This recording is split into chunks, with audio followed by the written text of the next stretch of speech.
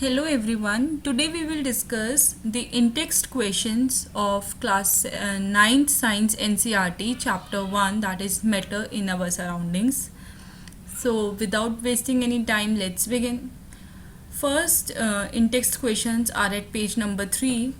So let's see our first question. Our first question is which of the following are matter? इसमें से कौन कौन सी चीज़ें matter है? Chair, air, love, smell, heat, elements, thought, cold drink, smell of perfume. कुछ चीज़ों के नाम गिवन है और हमें बताना है कि इसमें से कौन सी मैटर है। तो matter in our surroundings he chapter है, तो मैटर हमें अपना वर्ड क्लियर करना है। सो चेयर, क्या मैं यहाँ पे एक चेयर की पिक्चर चिपका सकती हूँ? यस। तो चेयर इज़ एन, ओहो सब एक साथ आ गई हैं, कोई बात नहीं। तो चेयर इज़ अ मैटर। क्या मैं यहाँ पे एयर की पिक्चर दिखा सकती हूँ आपको? ओके, यहाँ बैलून है और इस बैलून में क्या फील्ड है? एयर फील्ड है। और एयर क्या है? एयर हमारा एक मिक्सचर है और एयर को हम मैटर भी कंसीडर करते हैं क्योंकि एयर में बहुत सारे पार्टिकल्स भी प्रेजेंट रहते हैं, है ना। डिफरेंट गैसेज है, नाइट्रोजन, ऑक्सीजन सब है, तो air is a matter. Then love, क्या मैं यहाँ लव को दिखा सकती हूँ? कितना क्वांटिटी है लव की? एयर की क्वांटिटी होती है ना। एयर फिल्ड होती है, गैस को हम कंप्रेस करके फिल्ड करते हैं। पर क्या मैं लव को बता सकती हूँ कितना परसेंट लव है या कितने केजी लव है? No. So love is not a matter. Smell, smell हम स्मेल कर सकते हैं। क्या मैं यहाँ पे आपको डायग्राम दिखा सकती हूँ स्मेल का? नहीं दिखा सकती। So smell is not a matter. Heat, heat भी मैटर नहीं है। एलिमेंट्स, एलिमेंट्स का डायग्राम पॉसिबल है, तो मैंने एक फ़ोटो लगाई है आपके लिए एलिमेंट्स की। तो दिस इज़ अ मैटर जो स्पेस ऑक्यूपाई कर रहा है, जिसकी कोई वॉल्यूम होती है, उसको हम क्या बोलते हैं? मैटर बोलते हैं। थॉट, थॉट क्या हमारे माइंड में है। मैं यहाँ पे आपको एक थॉट नहीं दिखा सकती हूँ कि अच्छा ये थॉट है। एक बॉय की या गर्ल की पिक्चर दिखा सकती हूँ, एक उसके हेड पे क्वेश्चन मार्क दिखा सकती हूँ कि हाँ कोई विचार चल रहा है, पर क्या थॉट है, कितनी है, कैसी है, हमें कुछ नहीं पता। थॉट डजेंट ऑक्यूपाई स्पेस, ठीक है, and volume, it doesn't have volume. Cold, cold नहीं पता हमें कितना ठंडा है, 10% ठंडा है या 20 डिग्री ठंडा है, नहीं पता है।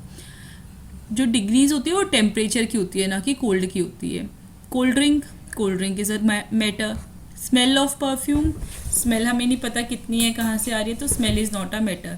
सो answer is clear to you. Chair, air, elements and cold drink are matters among these. Now question number 2 is give reasons for the following observation.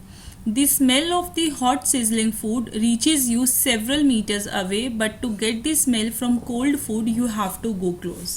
मतलब गर्मा गर्म खाना मम्मी किचन में बना रही है और आप बाहर सोफे पे बैठ के मज़े से टीवी देख रहे हो, but you can smell it out कि मम्मा ने पराठा रेडी कर दिया या मम्मा ने मैगी बना दी है। तो हाउ इज़ इट पॉसिबल? ये कैसे पॉसिबल हुआ?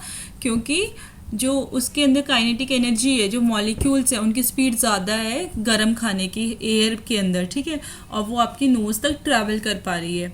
बट ठंडा खाना जो है, कोल्ड फूड, आइसक्रीम रखी है या फिर कोई भी ठंडा बना हुआ एक पराठा पहले का रखा है, उसकी स्मेल आपको किचन में नहीं आएगी कि कोई पराठा भी रखा है। क्यों? क्योंकि जो एयर मॉलिक्यूल्स हैं, जो उसकी वेपर्स में जो मॉलिक्यूल्स हैं वो ट्रैवल नहीं कर पा रहे, उसकी एनर्जी लो है ना। सो ये दूर से ही स्मेल कर पा रहा है हमारा कि खाना गर्मा गर्म खाना तैयार है। So the smell of hot sizzling food reaches several metres away as the particles of hot food have more kinetic energy. इन पार्टिकल्स की बहुत काइनेटिक एनर्जी ज़्यादा है and hence the rate of diffusion is more than the particles of cold food. तो जो rate of diffusion है, जो air में डिफ्यूज़ होकर ट्रैवल कर रहे हैं, वो भी ज़्यादा है। तो हमें इस आंसर में क्या लिखना है? मोर kinetic energy and more rate of diffusion. Then question number 3 is a diver is able to cut through water in a swimming pool. जो डाइवर है, जो स्विमिंग करता है, वो हाथ से पानी को हिला के आगे मूव करता रहता है। How is it possible? क्या हम एक ब्रिक में डाइव कर सकते हैं, मतलब अपना हाथ मार सकते हैं? नहीं मार सकते। It can be done only by a karate expert. तो डाइवर जो है वो स्विमिंग पूल में आराम से कट करके डाइव कर लेता है। Which property of matter does this observation? So इससे हमें कौन सी प्रॉपर्टी पता चलती है? तो यहाँ पे ये बेबी है और ये आराम से स्विमिंग कर पा रहा है। किस वजह से कर पा रहा है? The diver is able to easily cut through the water in the swimming pool because of the weak forces of attraction की जो ये वाटर मॉलिक्यूल्स है इनके अंदर जो अट्रैक्शन है वो थोड़ा वीक है, लिक्विड में कम होता है, सॉलिड्स में ज़्यादा होता है और गैसेस में और ज़्यादा होता है ना। तो हम गैस में और अच्छे से, एयर में और अच्छे से फ्लाई कर सकते हैं, उड़ सकते हैं ना। एयर में इसीलिए तो जो बर्ड्स हैं वो फ्लाई कर सकती हैं क्योंकि उनकी जो एयर के अंदर अट्रैक्शन है वो बहुत कम है। ओके, ऐसे ही हम स्विमिंग इसलिए कर पाते हैं क्योंकि वाटर मॉलिक्यूल्स में अट्रैक्शन कम है। It is this property of water that attributes to easy diving. Now question number 4 is what are the characteristics of the particles of matter. Matter के पार्टिकल्स की क्या कैरेक्टरिस्टिक्स है? इस डायग्राम से आपको क्या पता चल रहा है? Solid, liquid, gas. इसमें ये जो एटम पार्टिकल्स हैं सॉलिड के अंदर ये बिल्कुल क्लोजली पैक्ड है ना, बहुत पास पास में है। इसमें थोड़ा लूज पैक्ड है और इसमें और ज़्यादा लूज है। इसमें जो है मोर स्ट्रॉन्गर फोर्सेस है, इसमें लेस, और इसमें तो बिल्कुल ही वीकर की जो इनका फोर्स ऑफ अट्रैक्शन है वो बहुत कम होगा। So presence of intermolecular space between particles, इसके अंदर थोड़ी थोड़ी सी इंटरमोलिकुलर स्पेस प्रेजेंट है। ये जो हमें वाइट वॉइड दिख रहे हैं इसको हम इंटरमोलिकुलर स्पेस बोलते हैं। यहाँ पे थोड़ी ज़्यादा है और गैस में सबसे ज़्यादा होगी, ठीक है। तो presence of intermolecular spaces. Next is particles are in constant motion. जो ये पार्टिकल्स होते हैं ये हमारे randomly here and there move करते रहते हैं। Okay, then third one is they attract each other. इनके अंदर अट्रैक्शन है, यू कैन सी कि सब एक दूसरे को अट्रैक्ट कर रहे हैं इसलिए इतना पास है। तो सॉलिड्स में सबसे ज़्यादा अट्रैक्शन है, लिक्विड में थोड़ी कम है, गैसेस में तो बिल्कुल ही वीक है। Next is all matter is composed of very small particles which can exist independently. अब ये सॉलिड, लिक्विड, गैस तीनों ही स्मॉल पार्टिकल से बने हैं, इसको एटम बोलते हैं, ठीक है। स्मॉल पार्टिकल से बने हैं और ये एटम जो है, ये पार्टिकल है, ये इंडिपेंडेंटली भी एग्जिस्ट कर सकता है। Now next is in text questions at page number 6. So our first question is the mass per unit volume of a substance is called density. Density क्या होती है? mass per unit volume, कि मास को volume से divide करना कि एक 1 litre में कितना मास वो कवर कर रहा है, ठीक है। तो arrange the following in the order of increasing density. हमें इन सबको इंक्रीजिंग डेंसिटी के ऑर्डर में करना है। फिर होती है लिक्विड की थोड़ी कम और गैसेस की तो बिल्कुल कम होती है। सो इंक्रीजिंग डेंसिटी मतलब कि जो हेवीएस्ट है वो लास्ट में आएगा, तो सॉलिड्स की सबसे ज़्यादा होती है। तो सॉलिड्स क्या है इसमें? हमारा नेल है, ये तो सबसे ज़्यादा होगी इसकी। देन चॉक है हमारा सॉलिड, पर ये जल्दी टूट जाएगा, इसमें अट्रैक्शन ज़्यादा है, इसकी डेंसिटी ज़्यादा है। तो सबसे कम किसकी होगी? एयर की होगी, है ना। तो एयर की सबसे कम होगी। उसके बाद हमारे एग्जॉस्ट की होगी, देन कॉटन की होगी, कॉटन के बाद हनी की होगी या वाटर की होगी? वाटर की होगी, क्योंकि हनी थोड़ा सेमी लिक्विड में आ जाता है। Water, then honey and then chalk and then iron. So this is the increasing order of density. I hope this is clear to you कि सॉलिड्स की सबसे ज़्यादा है, देन लिक्विड्स की उससे कम और एयर की सबसे कम, ठीक है। Then second question is answer the following, tabulate the differences in the characteristics of matter. Differences बताने हमें मैटर की कैरेक्टरिस्टिक्स के, ठीक है। तो क्या होता है, जैसे सॉलिड, लिक्विड, गैस है, हमने क्या देखा था? सॉलिड्स जो है ये बिल्कुल इंटरमोलिकुलर अट्रैक्शन की बहुत ज़्यादा है, इसमें स्पेस कम होता है। लिक्विड्स में इंटरमोलिकुलर अट्रैक्शन थोड़ी कम है और गैसेस में बिल्कुल कम है। तो गैसेस में तो वो रैंडमली मूव करते हैं, लिक्विड में मूव करते हैं but less as compared to gas and more as compared to solids. तो हम डिफरेंसेस देखते हैं क्या क्या है। शेप क्या है? सॉलिड की फिक्स्ड शेप होती है, जैसे हमारा टेबल, चेयर, पेन, इन सबकी फिक्स्ड शेप है। बट लिक्विड की कोई फिक्स्ड शेप नहीं होती, they take the shape of the container. अगर हमने लिक्विड पानी को एक ग्लास ऑफ वाटर में डाला तो उसकी ग्लास की शेप आ जाएगी। अगर हमने उसको बाउल में डाला तो बाउल की शेप आ जाएगी। And gas has no fix shape, gas तो एवरीवेयर है। देन वॉल्यूम, फिक्स्ड वॉल्यूम है, लिक्विड की भी फिक्स्ड वॉल्यूम होती है, गैस की फिक्स्ड वॉल्यूम नहीं होती है। इंटरमोलिकुलर फोर्स अभी देखा हमने कि इस पार्टिकल्स में इंटरमोलिकुलर फोर्स ज़्यादा है, इसमें कम है, इसमें सबसे ज़्यादा है। सो इंटरमोलिकुलर फोर्स किस में ज़्यादा है? सॉलिड्स में, लिक्विड्स में थोड़ी कम, गैस में वेरी लेस। इंटरमोलिकुलर स्पेस, अभी हमने फोर्स देखा, अब स्पेस देखा। फोर्स क्या है कि उनके बीच में कितना अट्रैक्शन है, दो पार्टिकल एक दूसरे को कितना अट्रैक्ट कर रहे हैं। और स्पेस क्या है? जो इस मॉलिक्यूल में, और इस मॉलिक्यूल में ये जो स्पेस प्रेजेंट है इसको हम स्पेस बोलते हैं, ठीक है। तो सॉलिड्स में वेरी लेस, लिक्विड्स में मोर देन सॉलिड्स, और गैस में maximum. We can see this through the diagram. Then rigidity या फ्लूइडिटी, सॉलिड्स हमें पता है बहुत रिजिड होते हैं, we can not break them. Liquid है, फ्लो करते हैं, थोड़ा कम रिजिड है, कैन फ्लो। गैसेज है, फ्लो करती है, नॉट रिजिड, रिजिड बिल्कुल नहीं है। कंप्रेसिबिलिटी, हम कितना उन पर प्रेशर डाल सकते हैं, कंप्रेस करेंगे तो वो कितना दबेगा। सॉलिड्स है, नेग्लिजिबल, अगर हम किसी टेबल को प्रेस करेंगे तो क्या हम उसको अच्छे से प्रेस कर सकते हैं, उस पर कोई फर्क पड़ेगा, नहीं। कंप्रेसिबल, लिक्विड्स क्या है, कंप्रेसिबल है, लिक्विड को अगर हम दबाएंगे तो वो दब जाता है, जैसे बलून फिल्ड विद वाटर, तो उसको हम दबाते हैं वो दब जाएगा। और गैस, अगर बैलून गैस के साथ फिल्ड है तो वो हाईली कंप्रेसिबल है, बिल्कुल फट ही जाएगा अगर हमने उस पर ज़्यादा प्रेशर दिया तो, है ना। So next question is comment upon the following, हमें इनमें बताना है ये क्या क्या है। Rigidity, compressibility, fluidity, filling a gas container, shape, kinetic energy, intensity. इन टर्म्स से हम क्या समझते हैं, हम ये डिस्कस करते हैं इन टर्म्स के बारे में। सो रिजिडिटी क्या है, rigidity is the property of matter to continue to remain its shape. अभी हमने डिस्कस किया ना रिजिडिटी की, सॉलिड सबसे ज़्यादा रिजिड है, कि सॉलिड्स की जो शेप होती है वो सेम रहती है, चेंज नहीं होती है, पर लिक्विड एंड गैस की होती है। So it is the property of matter to continue to remain in is shape when external force is applied on it. जब हमने उसको बाहर से फोर्स दिया तो वो अपनी शेप में ही रहते हैं। नेक्स्ट इज कंप्रेसिबिलिटी, कंप्रेसिबिलिटी क्या है, it is the attribute of the particles. Attribute क्या है, कैरेक्टरिस्टिक को ही एट्रीब्यूट बोलते हैं। It is the attribute of the particles to contract its molecular intermolecular space when exposed to an external. Compressibility वही की अभी मैंने बताया ना, कंप्रेस करना, दबाना, कि स्पॉन्ज है, स्पॉन्ज को हम दबा सकते हैं, टेबल को हम कंप्रेस नहीं कर सकते हैं, ठीक है। तो वो कॉन्ट्रैक्ट हो जाते हैं जो particles. It is the attribute of the particle to contract its intermolecular space when expose to an external force. जब हमने उस पर कोई एक्सटर्नल फोर्स लगाई और उसकी डेंसिटी को एस्केलेट किया, बढ़ाया, तो उसकी जो शेप है क्या वो चेंज हो रही है, क्या वो कंप्रेस हो रहा है, उसको कंप्रेसिबिलिटी बोलते हैं। Next is fluidity. फ्लूइडिटी क्या है, जैसे लिक्विड बहता है उसको फ्लूइडिटी कहते हैं। It is the ability of a substance to flow और मूव अबाउट फ्रीली, कि फ्रीली किसी भी डायरेक्शन में मूव कर रहा है। तो जो वाटर है उसकी फ्लूइडिटी ज़्यादा है, ऑयल की थोड़ी कम है। ऑयल ज़्यादा तैरता है क्या, नहीं तैरता है।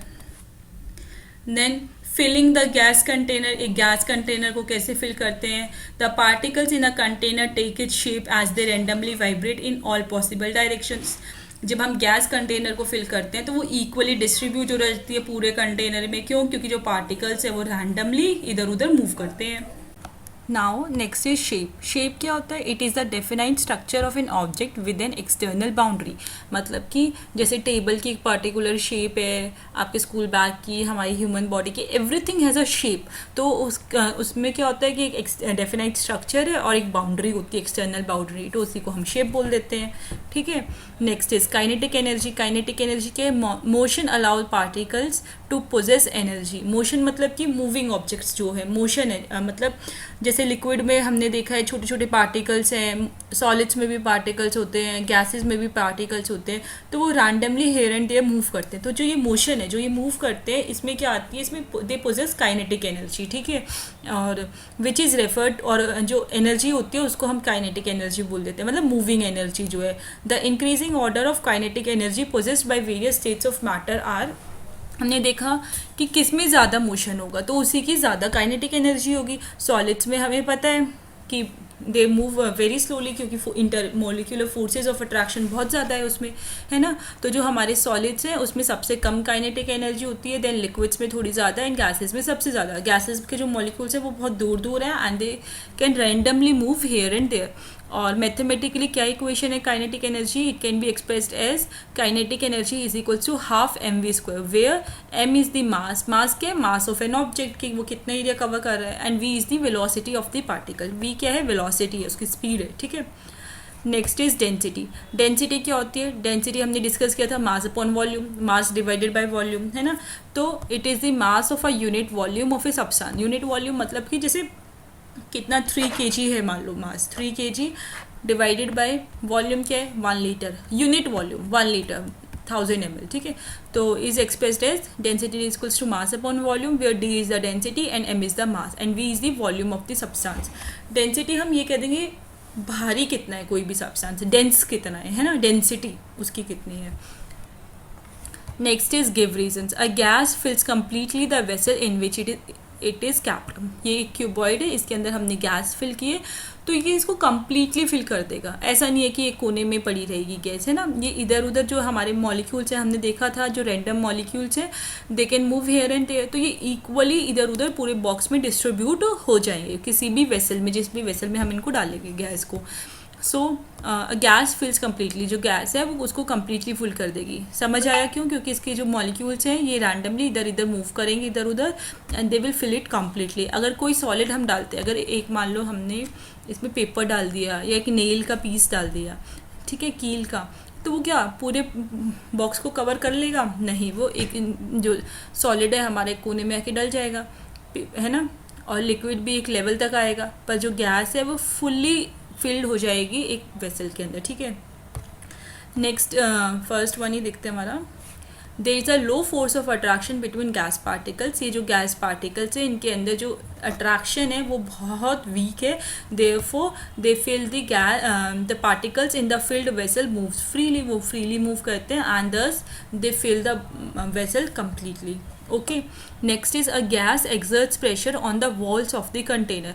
अब जो गैस है वो प्रेशर एक्सर्ट करती है on the walls of the container, मतलब कि वो हर जगह पुश कर रही है. तो मॉलिक्यूल्स जो है, जो वॉल है कंटेनर की, उसके आके टकरा रहे हैं and they are exerting pressure, वो उस पर प्रेशर डाल रहे हैं. ठीक है. So gaseous particle have the weakest attraction force. यहाँ पे भी हमने सेम किया, लो फोर्स ऑफ अट्रैक्शन है, ये भी weakest attraction force. They are always moving in a haphazard manner. Haphazard मतलब रैंडमली, इधर उधर, उनकी कोई डायरेक्शन नहीं है, कोई रास्ता नहीं है कि इसी डायरेक्शन में मूव करेंगे या फॉलो करेंगे, कहीं भी इधर उधर मूव कर रहे हैं. When a gas particle collides with the container wall, जैसे ही वो कंटेनर वॉल से टकराएंगे, कोलाइड करेंगे, it exerts force and thus pressure on the wall. वो फोर्स दे रहे हैं, अगर फोर्स होगा तो प्रेशर होगा. ठीक है. I hope this is clear to you, है ना. समझ आया कि हैपहैज़ार्ड क्या है. हैपहैज़ार्ड मैनर में और they exert pressure on the wall, की वो प्रेशर डाल रहे हैं वॉल पे. ठीक है. Next is a wooden table should be called a solid. हम ये एक वुडन टेबल है, ठीक है. वुडन टेबल को एक कराटे एक्सपर्ट ने तोड़ दिया. क्या आप इसको ऐसे हाथ मार के तोड़ सकते हो? नहीं, हमारे हाथ में चोट लग जाएगी, है ना. तो वुडन टेबल को हम सॉलिड क्यों बोलते हैं? क्योंकि इसकी डेफिनाइट शेप है, वॉल्यूम है और इसके जो इंटरमॉलिक्यूलर अट्रैक्शन है वो बहुत ज़्यादा है ना. तो ये हमारा एक सॉलिड है. द मॉलिक्यूल और particles of a wooden table are tightly packed with each other. Packed क्यों है? क्योंकि उनकी इंटरमॉलिक्यूलर स्पेस जो है बहुत कम है and it can not be compress. हम उसको कंप्रेस नहीं कर सकते. इट कैन नॉट फ्लो, वो फ्लो नहीं कर सकता. All this characteristics are solid. ये सॉलिड की कैरेक्टरिस्टिक्स हैं. So wooden table should be called a solid. इसलिए वुडन टेबल को क्या बोलना चाहिए? हमें सॉलिड बोलना चाहिए. Next is we can easily move our hand in the air. Air में मूव कर सकते हैं, but to do the same through a solid block of wood we need a karate expert. Air में आप easily move कर सकते हो. You have seen कि हम वाटर में भी अपना हैंड मूव कर सकते हैं. क्या हम सॉलिड्स के थ्रू कर सकते हैं? क्या आप अलमीरा में से अपना हाथ पास कर सकते हो या एक वॉल में से बाहर निकाल सकते हो? नहीं. इन सब चीज़ों के लिए हमें कराटे एक्सपर्ट की ज़रूरत है. क्यों? क्योंकि सेम जो इनका इंटरमॉलिक्यूलर स्पेस है वो बहुत कम है. जो मॉलिक्यूल्स हैं वो टाइटली पैक्ड है और इनकी अट्रैक्शन बहुत ज़्यादा है. तो इन पे हमें बहुत ज़्यादा फोर्स लगाना पड़ता है. कराटे एक्सपर्ट को पता है कि उसको किस डायरेक्शन में कहाँ फोर्स लगाना है, तभी वो उसको ब्रेक कर पाता है. Okay. So we can easily move our hand in air, but to do the same through a solid block of wood we need a karate expert. ये तो सेम लाइन रिपीट हुई है. It is because the molecules of air have less force of attraction. Air के molecules में कम force of attraction है. They can randomly move here and there. उसमें attraction कम है तो space हमें मिल जाता है. And a very small external force can separate them and pass through it. But in case of solids, the molecules have maximum force of attraction. Same चीज़ है, समझ आ रहा है. And the particles are tightly bound due to its force. तो इसकी वजह से जो पार्टिकल्स हैं वो टाइटली बाउंड है. Hence large amount of external force is required. हमें ज़्यादा फोर्स चाहिए to pass through solid. Now next is liquids generally have a lower density than solids. जो लिक्विड की है उनकी डेंसिटी कम होती है, सॉलिड्स की ज़्यादा होती है. ऑफकोर्स वी नो दैट, है ना, कि सॉलिड का जो मास है वो ज़्यादा होगा. But you must have observe that ice floats on water. But ice जो है वो फ्लोट करती है वाटर पर.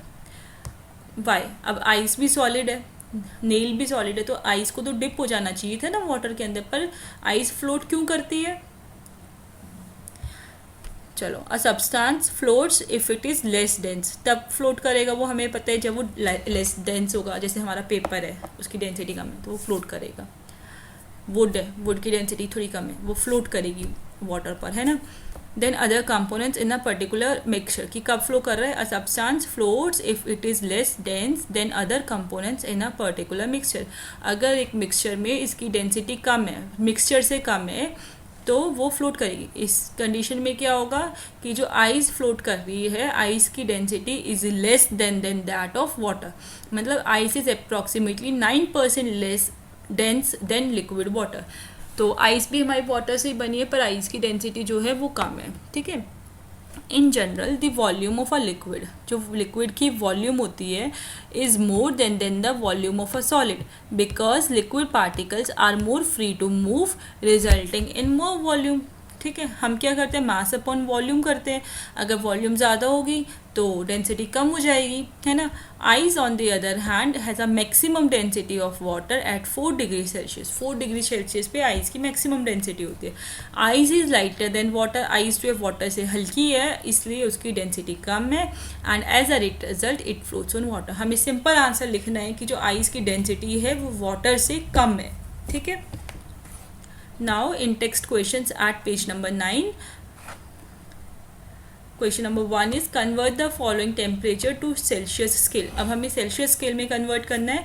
First one is 300 degree, 300 kelvin, 300 kelvin को सेल्सियस में कन्वर्ट करना है। सो वी नो कि 0 डिग्री सेल्सियस में कितना होता है? 273 केल्विन होता है। तो अगर हमें केल्विन में कन्वर्ट करना है, वो सेल्सियस में कन्वर्ट करना है, so we have to subtract, ठीक है। तो 300 में से 273 को सब्ट्रैक्ट करना होगा, तो हमारे पास ये डिग्री सेल्सियस का स्केल आ गया। अगर हमें केल्विन में कन्वर्ट करना होगा तो हम क्या करेंगे? 273 को ऐड कर देंगे, ओके, क्योंकि 0 डिग्री में 273 है, तो अब 27 में कितना होगा? 300 हो जाएगा। इसको हम 273 को ऐड कर देंगे अगर हमें केल्विन चाहिएगा, और अगर सेल्सियस चाहिए तो माइनस कर देंगे, ठीक है। Next is B 573 kelvin. 573 kelvin को क्या कैसे कन्वर्ट करेंगे? अगेन 273 में से माइनस करेंगे, we will subtract it from 273 and the result is 300 degree Celsius. Next is what is the physical state of water at 250 degree Celsius. 250 degree Celsius पे water के state में होता है? वेपर्स में होता है। वी नो कि 100 पे वो वेपर बनने लगते हैं, वेपराइज हो जाता है, गैशियस स्टेट में होता है ना। तो at 250 degree Celsius gaseous state, since it is beyond its boiling point. Boiling point कितना है? 100 डिग्री सेल्सियस है, और बॉइलिंग पॉइंट के ऊपर जाते ही वो वेपर्स में कन्वर्ट हो जाएगा, गैस में कन्वर्ट हो जाता है। एंड 100 डिग्री सेल्सियस में कौन सा स्टेट आएगा? It is at the transition state. ये ट्रांजिशन स्टेट है। ये इस 100 डिग्री सेल्सियस पे क्या होगा? लिक्विड से वेपर की फॉर्म में कन्वर्ट हो रहा है, ठीक है, इसलिए इसको क्या बोलेंगे? Transition state. As the water is its boiling point, वो इसके बॉइलिंग पॉइंट पर है, hence it would be present in both liquid and gaseous state. इस पॉइंट पर वो लिक्विड फॉर्म में भी प्रेजेंट है और गैशियस फॉर्म में भी प्रेजेंट है, तो हम इसको बोलेंगे transition state. Next is for any substance why does the temperature remain constant during the change of state। अगर स्टेट चेंज हो रही है तो टेम्परेचर कांस्टेंट हो जाता है। वाई? कि हमने पढ़ा है हाई टू लो मूव करती है चीज़ें, हाई कंसंट्रेशन से लोअर कंसंट्रेशन तक, कुछ भी हो, ठीक है। तो जिस स्टेज पे इक्वल आएगा, कांस्टेंट होगा टेम्परेचर, वहाँ पे स्टेट चेंज हो रही होगी। लिक्विड है, मतलब सॉलिड से अगर लिक्विड है, आइस को मेल्ट कर रहे हैं, वाटर में बना रहे हैं, तो जो आइस की हीट है वो लिक्विड वाटर की तरफ मूव कर रही है, ठीक है। तो एक स्टेज ऐसी आएगी, एक टेम्परेचर ऐसा आएगा जिस पे सॉलिड और लिक्विड सेम होंगे, ओके। सो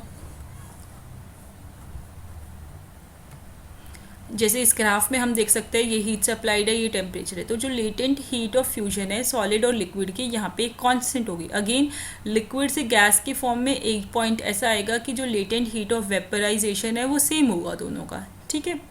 फ्यूजन मतलब कि फ्यूज हो रहा है particles. It is due to the latent heat. Latent heat जो उसके अंदर है, as the heat supplied to increase the temperature of the substance is used up to transform the state of matter of the substance. बहुत सारा read out कर दिया ना, okay देखो इजी है, समझ आएगा। ये क्यों है? लेटेंट हीट की वजह से है। अभी बताया मैंने, हाई कंसनट्रेशन से लो कंसनट्रेशन की तरफ मूव करेगी, तो it is due to the latent heat as the heat supplied, जो हीट सप्लाई हुई है, heat supplied to increase the temperature of the substance. कि सब्सटेंस का टेम्परेचर इंक्रीज करने के लिए, सॉलिड को लिक्विड में कन्वर्ट करने के लिए हमें क्या करना पड़ेगा? उसको थोड़ा हीट करना पड़ेगा, उसको थोड़ा टेम्परेचर देना पड़ेगा। तो ये टेम्परेचर क्या यूज़ करेगा? जो सॉलिड है वो यूज़ कर लेगा to transform the state of matter, मतलब कि सॉलिड से लिक्विड में कन्वर्ट करने के लिए, स्टेट चेंज करने के लिए। और वो टेम्परेचर यूज़ हो गया, इस वजह से जो टेम्परेचर है वो तो हमारा कांस्टेंट ही रहा, जो हमने टेम्परेचर बढ़ाया था वो तो सारा का सारा यूज़ हो गया। So the temperature remains constant. Now question number 4 is suggest a method to liquefy atmospheric gases। मतलब एटमॉस्फेरिक गैसेस को लिक्विफाई करने के लिए, लिक्विड फॉर्म में कन्वर्ट करने के लिए हमें मेथड बताना है। तो सिंपल है, कोई भी स्टेट चेंज करने के लिए हमें क्या पता है कि हमें टेम्परेचर या तो इंक्रीज़ करना पड़ेगा या डिक्रीज़ करना पड़ेगा। तो गैसेस से लिक्विड में लेके आना है, हमें टेम्परेचर को इंक्रीज़ करना पड़ेगा, प्रेशर को। It can be achieved by either increasing the pressure और डिक्रीजिंग द टेम्परेचर। या तो हमें प्रेशर बढ़ाना पड़ेगा, प्रेशर बढ़ाएंगे तो जो मॉलिक्यूल्स हैं वो पास पास आ जाएंगे, या फिर टेम्परेचर को डिक्रीज़ करना पड़ेगा। जैसे हम सॉलिड से वो वाटर से आइस जमाते हैं, है ना, बर्फ़ जमाते हैं, लिक्विड से सॉलिड्स में जाता है, वो लिक्विड टू सॉलिड कन्वर्ट हो रहा है, तो हम क्या करते हैं? टेम्परेचर को डिक्रीज़ करते हैं। सो हमें जो टेम्परेचर है उसको डिक्रीज़ करना पड़ेगा या फिर प्रेशर को इंक्रीज़ करना पड़ेगा, which ultimately leads to the reduction of spaces between molecules. तो जो मॉलिक्यूल्स हैं जो इधर उधर हमारे रैंडमली मूव करते रहते हैं, उनकी जो स्पेस है वो उसको कम कर देगा। ठीक है, तो next is in text questions at page number 10। First question is why does a desert cooler cool better on a hot dry day. जिस दिन ज़्यादा गर्मी होगी, ड्राई होगा, उस दिन हमें ज़्यादा ठंडक मिलेगी। ऐसा क्यों है? ठीक है, तो जो बाहर की एयर है उसको अंदर हमें कूल फॉर्म में मिलेगी। It is because the temperature is high and it is less humid. Humidity कम होनी चाहिए, मतलब जो उमस होती है वो कम है। On a hot dry day which enables better evaporation. इसकी वजह से क्या हो रहा है? इवेपोरेशन ज़्यादा हो रहा है, जो हमारा स्वेट है वो जल्दी सूख जाएगा। High level of this evaporation provides better cooling effects.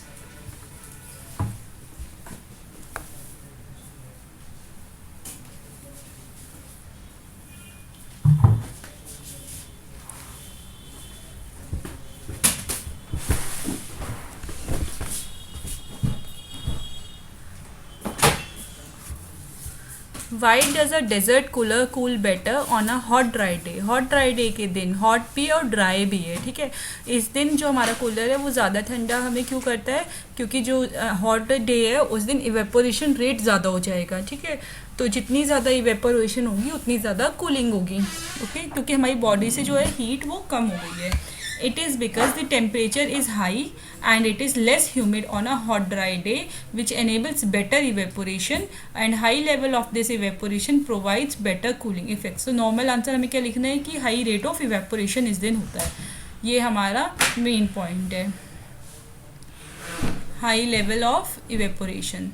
Next is how does the water kept in an earthen pot become cool during summer. Summers में मटका जो होता है हमारा, उसमें पानी ठंडा कैसे रहता है? ठीक है, प्लास्टिक की बॉटल, ग्लास की बॉटल में तो नहीं होता, पर एक मटके में ठंडा होता है। क्यों?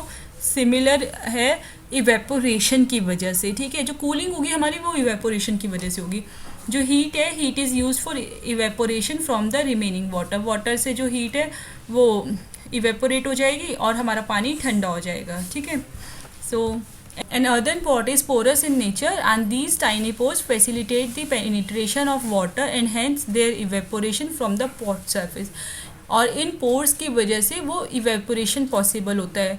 ठीक है, the process of evaporation requires energy which is contributed by water. जो एनर्जी चाहिए इवेपोरेशन के लिए वो कहाँ से मिल रही है? वाटर से मिल रही है। वाटर की वजह से जो गर्म पानी है वो इवेपोरेट होके बाहर जा रहा है। ठीक है, और उससे हमारा जो अंदर का पानी है वो ठंडा हो रहा है। मतलब हमें इक्विलिब्रियम में लाना होता है, हाई कंसनट्रेशन से लो कंसनट्रेशन, तो इक्विलिब्रियम में आ जाता है वो। ठीक है, so the process of evaporation requires energy which is contributed by water in the pot as a result of which water turns cooler. और इससे जो हॉट था वो कूल हो गया, मतलब जो बाहर का टेम्परेचर है सेम उसी टेम्परेचर पे आ जाएगा, ठीक है। Next is why does our palm feel cold when we put और सम एसीटोन और पेट्रोल और परफ्यूम ऑन इट। जब हम उस पर कोई परफ्यूम, पेट्रोल, एसीटोन डालते हैं तो वो हमें ठंडा ठंडा लगता है, ऐसा क्यों है? क्योंकि जो हीट है हमारे हैंड की वो इवेपोरेट हो गई है, ठीक है। Acetone, petrol and perfume are volatile substances, ये वॉलेटाइल सब्सटेंसेस है दैट गेट इवेपोरेटेड व्हेन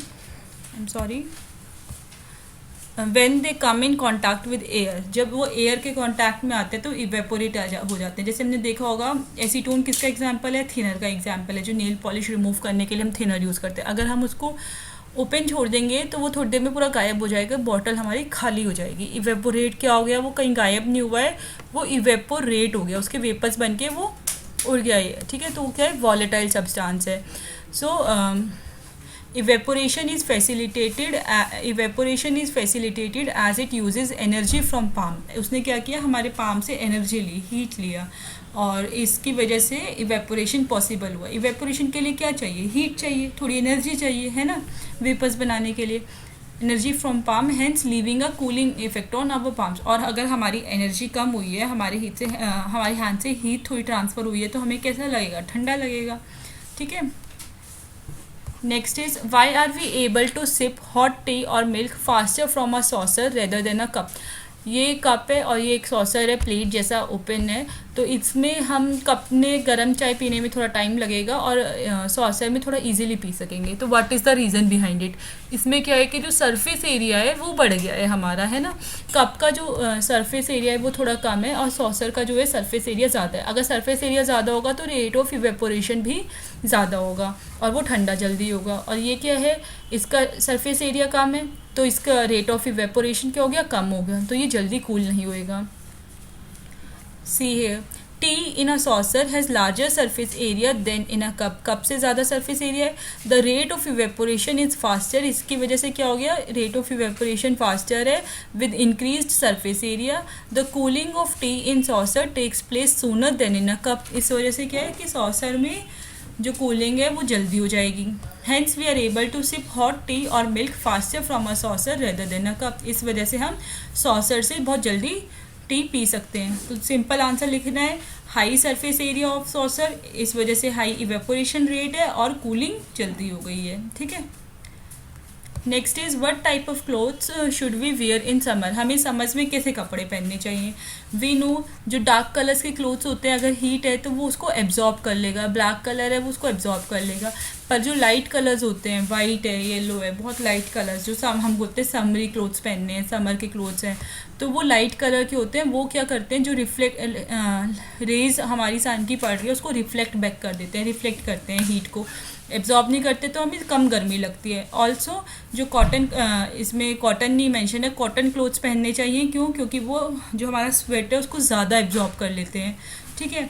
तो आंसर देखते हैं, we should wear light coloured cotton clothes in summer. हमें कॉटन क्लोथ्स पहनने चाहिए। क्यों? Light colour because it reflects heat, and cotton clothes because it has pores in it. Cotton में pores होते हैं which absorbs sweat and allows the sweat to evaporate fast. है उसकी वजह से जो स्वेट है वो भी इवेपोरेट हो जाता है, thereby cooling thereby giving a cooling effect. इससे जो कूलिंग इफेक्ट है वो हमें जल्दी मिलता है। क्लियर है? लाइट कलर क्लोथ्स क्यों पहनने हैं? क्योंकि जो लाइट कलर है वो सन की हीट को रिफ्लेक्ट बैक करता है। Simple answer. With this our exercise is complete. Our exercise हम नेक्स्ट वीडियो में लाएंगे। Our intext questions are complete. I hope all the answers are clear to you. अगर आपको किसी भी क्वेश्चन में डाउट है please write it to me. कोई एक्सप्लेनेशन ठीक से समझ नहीं आया तो I will explain it again, okay. Please like and subscribe my channel for more updates. Thank you.